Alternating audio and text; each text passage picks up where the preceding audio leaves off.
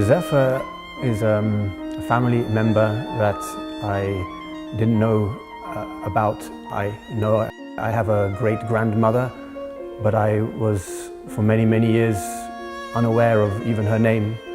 And then a few years ago I found a collection of her letters, and then from that point I made a decision to understand who Zefa was, why these letters were written.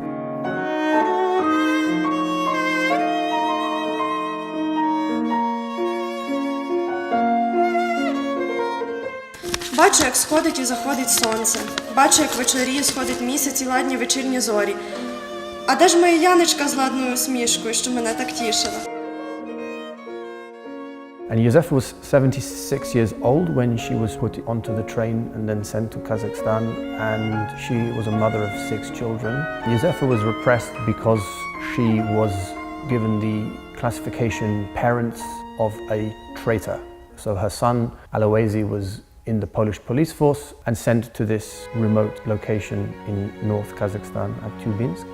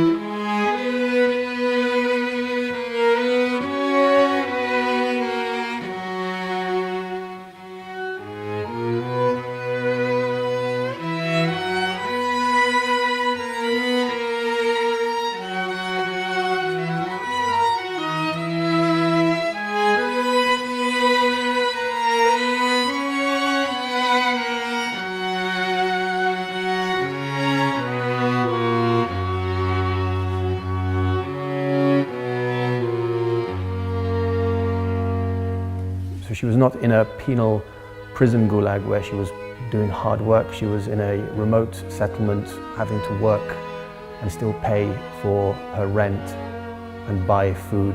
And from this remote location, Zefa would write asking for the main requirements for continued survival, which was food and money. She was only writing to her daughters.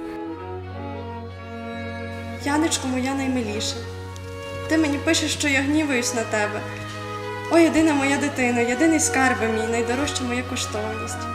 Ти нас годувала, ти нас одягала, ти нас втішала і найбільше з нас всіх працювала. А від батьків нічого не брала. Я все пам'ятаю. То за що ж мені на тебе гніватись? За твої добрі вчинки? Матір зла на своїх дітей не тримає, а про добро ніколи не забуде. І про добрі вчинки. Я твої солодкі слова забути не можу. Завжди я з тобою. О, Яночко моя. Perhaps the one letter that summarized the entire story, which there is only the one letter, was the one envelope that was discovered. It has 2 functions. It's an envelope and a letter. Zefa is writing in every available square centimeter. The words are squeezed in on every available bit of space. And this is addressed to her daughter, Maria Bodjak, the BSSR, the Belarus Socialist State Republic, and it is coming from Tubinsk, which is Zefa's address, which she writes in as the sender. So these 2 addresses represent the distances that this letter had to travel, 2,500 kilometers. And from the post stamps, the marks, we have 2 dates. One is dated the 21st of February 1941, and the second date is the 4th of March 1941.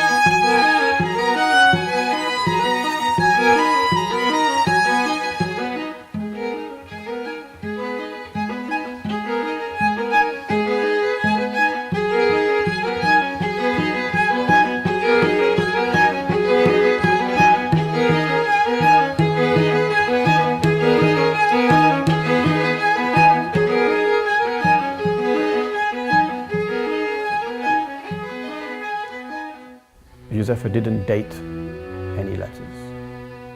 So we've had to judge the letters of what we think was the order in which they were written based on the content and the topics that are being talked about. So the earlier letters, she writes about her return and not to sell anything because she's going to come back and she will need them for when she returns. She was still very much organizing the family. As the letters carry on, the tone changes and she doesn't think that she's going to make it back, and then it becomes a different set of letters of one of that she's losing hope. Вандю, якщо забудете про мене, буде мені тяжко. Але зобов'язую тебе, татуся та Пьотричка, моїх наймиліших, і в найбільших муках не забувати. І це моє прохання завжди має лишатися з тобою. А якщо ти зараз його згубиш, то після смерті моєї сумління в тобі пробудеться. Ще раз прошу докласти зусиль, щоб мене до вас повернути. Вандю моя, образ твій закарбований в серці моїм назавжди. Незважаючи на те, що забули мене. З великим болем на серці закінчую свої сердечні слова. Щиро любляча матір. I would think it's fair to say that those were probably the last letters, the ones in which she is making the strongest claim for help, the strongest cry to her children not to be forgotten. А що моя Ванда може? Я тебе більше від всіх любила, і добру відплату тепер маю. Гелічка, вона така сирота з малими дітьми. І за помешкання платить, і за опал, і та 2 посилки надіслала, і маю від неї 180 рублів. А ви за помешкання не платите, і дітей годувати не треба, і 500 рублів маєш. І вам байдуже, що матір на чужині, далеко в Сибіру, поміж скелястих і високих гір, і вихорів страшних має погибати без крихти допомоги. Голодна, холодна, а мою Вандю ніц не обходить. Дивно мені, що тобі сумління дає спати, але, мабуть, сни твої страшні. Там і крики, і бурі, і ліси валить, тим виттям пагорби до тебе кричать, жалібно голосять. Рятуй свою матір. And then the letters stop.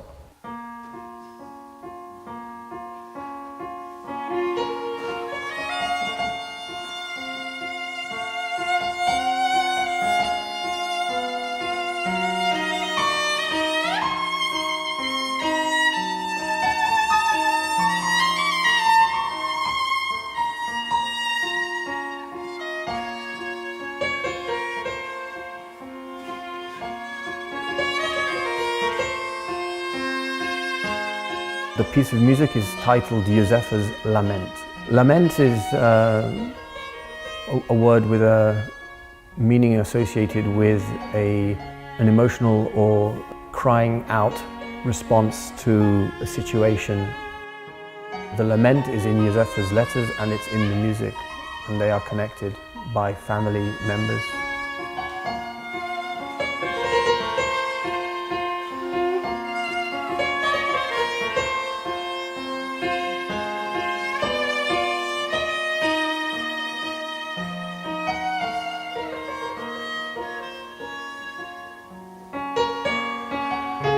My father composed the piece in his early 20s, 22 years old. There is only one recording that was ever made, and that one recording was made when my father played this composition in the room of his mother's flat in London. In the room present would have been his sister, Zosha, Sophie. 1972. So he would play this composition on his mother's piano, and his mother is Josefa's daughter. He is Josefa's grandson. and Josefa's granddaughter is in the room recording it. And then this recording gets put into a bag and effectively lost and forgotten about for the next 43 years.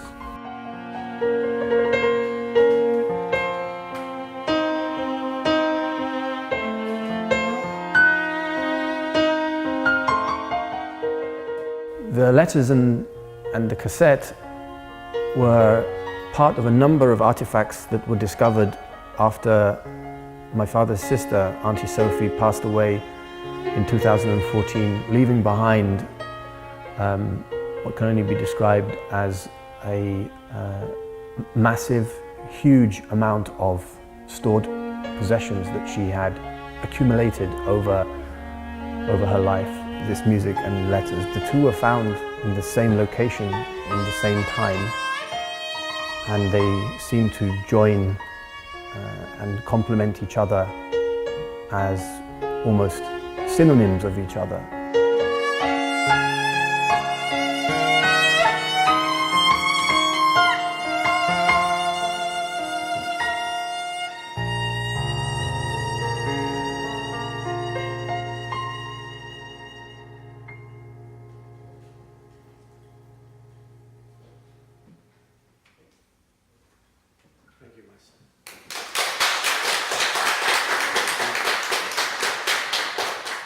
When I started making the research and the history, I realized it's not such a personal story because it's the story of so many people.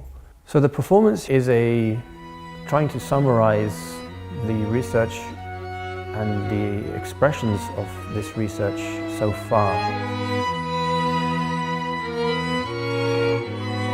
These are some of the more specific reasons why Josefa was removed from her homeland. And that then is the legacy of how we think about what these effects are when these huge egos are locked in battle for some new world order.